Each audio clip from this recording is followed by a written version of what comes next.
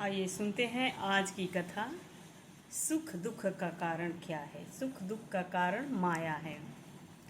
तो आज की कथा ये है। बोलिए श्री सुखदेव जी महाराज की जय, कृष्णचंद्र भगवान की जय, उमापति महादेव की जय, वेदव्यास भगवान की जय।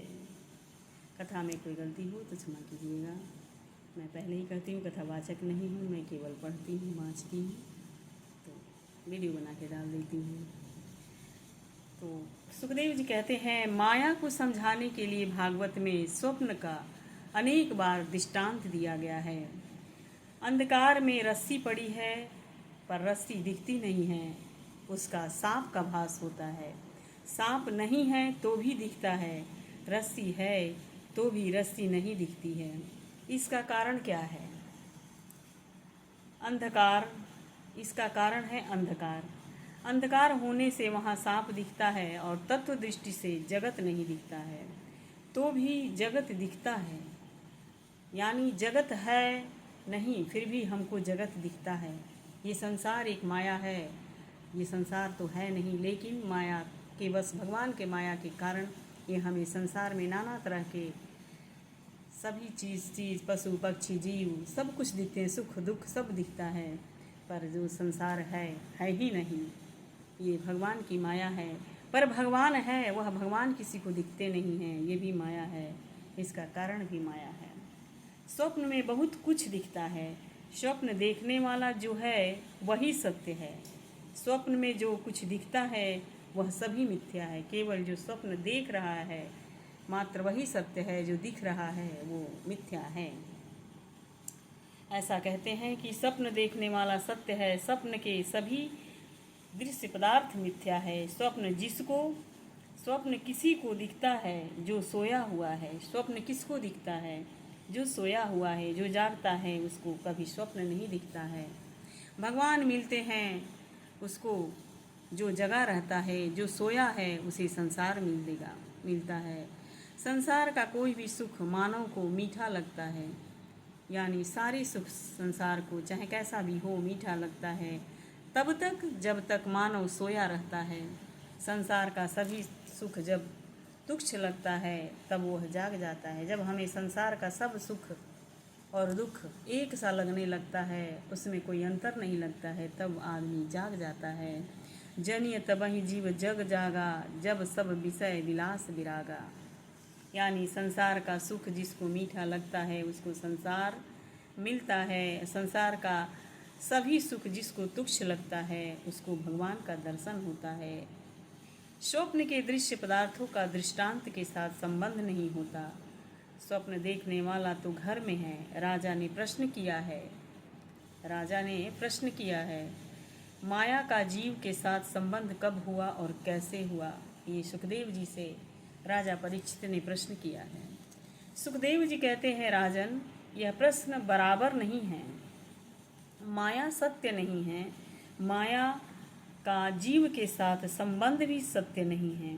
जिस प्रकार खोटा स्वप्न सुख दुख देता है, वैसे ही खोटी माया भी सुख दुख देती है।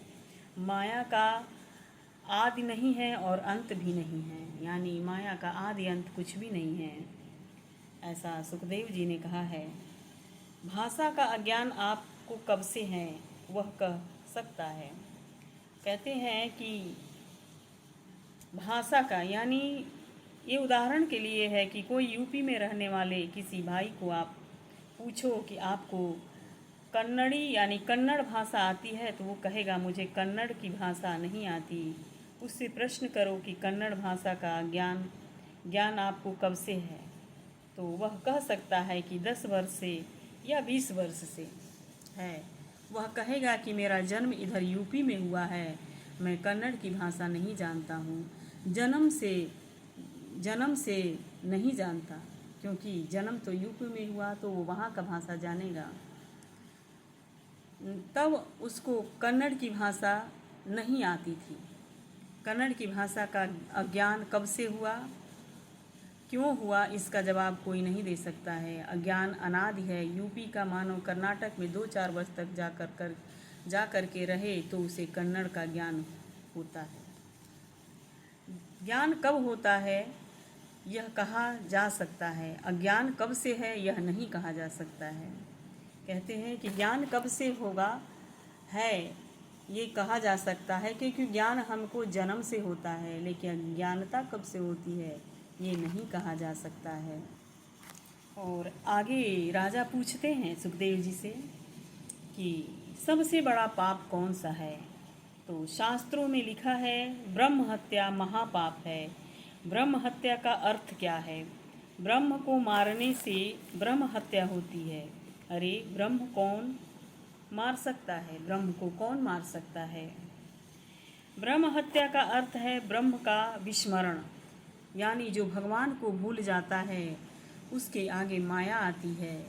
भगवान को भूलना नहीं चाहिए। भगवान के जो सन्मुख रहता है माया उसे त्रास नहीं देती है। इसीलिए एक अर्थ यही भी है कि भगवान का भूल जाना भी ब्रह्म हत्या है।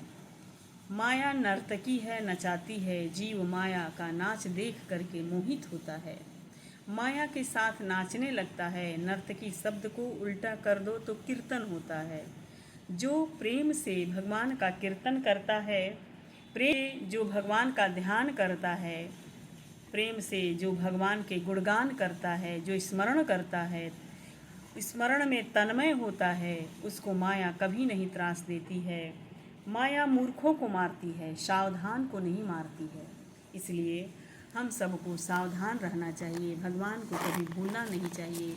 कोई ऐसी वचन नहीं बोलना चाहिए जिसको किसी को ठेस लगे। वही साधु है, वही गाफिल है, गाफिल करता है, वही संसारी है जो सर्वकाल सावधान रहता है। तो इसलिए सावधान रहना चाहिए। आगे कहते हैं 4 श्लोकों में यह कथा भगवान नारायण ने ब्रह्मा जी को सुनाई है। कौन सी कथा? सुख दुख का कारण माया है। 4 श्लोकों में सुनाए हैं उन्होंने। ब्रह्मा जी को सुनाई, ब्रह्मा जी ने वही कथा नारद जी को सुनाई, नारद जी ने वही कथा व्यास जी को सुनाई, महर्षि व्यास जी ने उसका विस्तार किया है। 18,000 श्लोकों का भागवत शास्त्र बनाया है। भागवत का शास्त्रों को 4 श्लोकों में यह कथा भगवान नारायण ने ब्रह्मा जी को केवल सुनाई थी, और उसका इतना बड़ा विस्तार, सबके मुख से वह कथा निकलती हुई आती है, और अंत में महर्षि व्यास जी ने उसका विस्तार किया है। 18,000 श्लोकों का भागवत का शास्त्र बनाया है। बहुत सुंदर कथा है। द्वितीय स्कंध में राजा परीक्षित ने अनेक प्रश्न किए हैं। सुखदेव जी महाराज वर्णन करते हैं कि तुम जैसे प्रश्न करते हो वैसे ही प्रश्न एक बार विदुर जी ने मैत्रेय स्वामी से किए थे। मैत्रेय जी ने उस समय विदुर जी को उपदेश किया। वह कथा अब मैं तुम्हें सुनाता हूँ। तो छोटा सा कथा द्वितीय स्कंध का है।